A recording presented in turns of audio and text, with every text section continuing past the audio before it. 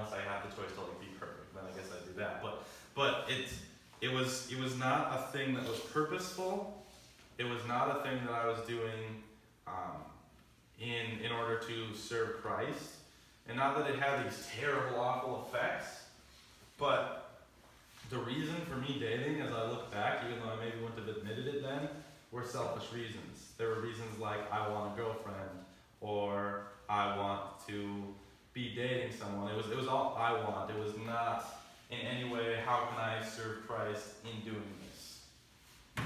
And it was purposeless. It distracted me from what I could have been doing, whether that was basketball or ministry or a youth group or hanging out with friends and building relationships that weren't based on romantic feelings. It distracted and it was purposeless. Now, the last one, this sounds kind of similar, is that you're dating to feel complete. Have any of you ever had a friend or somebody that just needs to be dating somebody to feel complete? You can raise your hands. A few of you, yeah.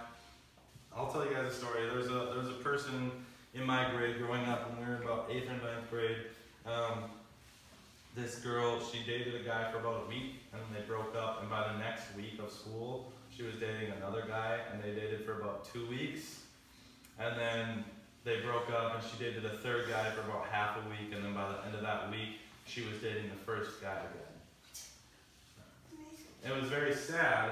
And, it was kind of a joke around school, which it really isn't funny, because it was kind of sad, because it was very clear that she needed somebody to feel complete, that she was putting her purpose, her identity, and her worth in another person, in dating somebody. But Colossians 2:9 and 10 says that for in Christ all the fullness of the deity lives in bodily form, and in Christ you have been brought to fullness. He is the head over every power and every authority. Right? In Christ, you have been brought to fullness. Where? In Christ. I'll say it again. Where? In Christ. In Christ. And when you're looking for that in whatever else it might be, whether that's sports or video games or popularity or whatever else it might be, dating included, you are not going to be brought to fullness. Because only in Christ have we been brought to fullness.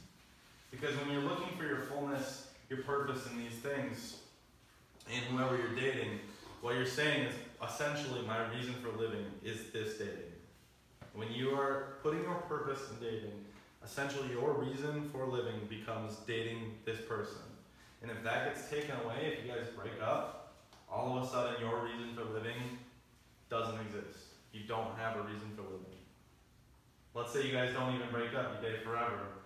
There are times when that relationship is going to be going poorly, when it is going to go wrong.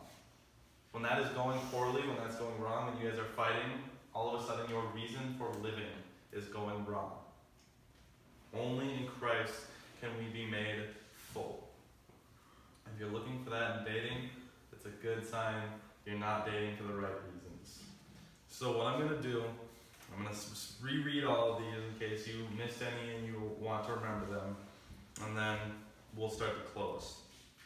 So sign number 1 is you're dating somebody your parents hate. Number 2, you're dating someone with no future. Number 3, you're dating someone with no boundaries. Number 4, you're dating somebody who mistreats you.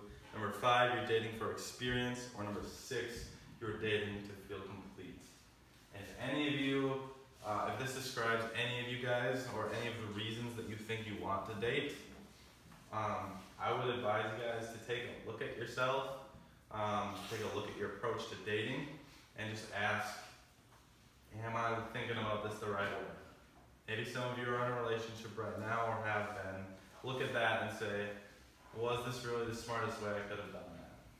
Because if these describe your relationship, I won't just flat out say that it's doomed, but there's some work to be done. And maybe that looks like something like, okay, we don't do this right, I don't do this right, let's change this. But chances are, you should look at that and say, all right, this might not be the right person to date. And so I want you guys to think during this break that we're about to take, look at your approach to dating, whether that means you're dating somebody right now or you just want to in the future, and think, how can I change this to be more wise and to serve Christ? Alright, so I'm going to pray for you guys, and then you guys will get a 5-minute break.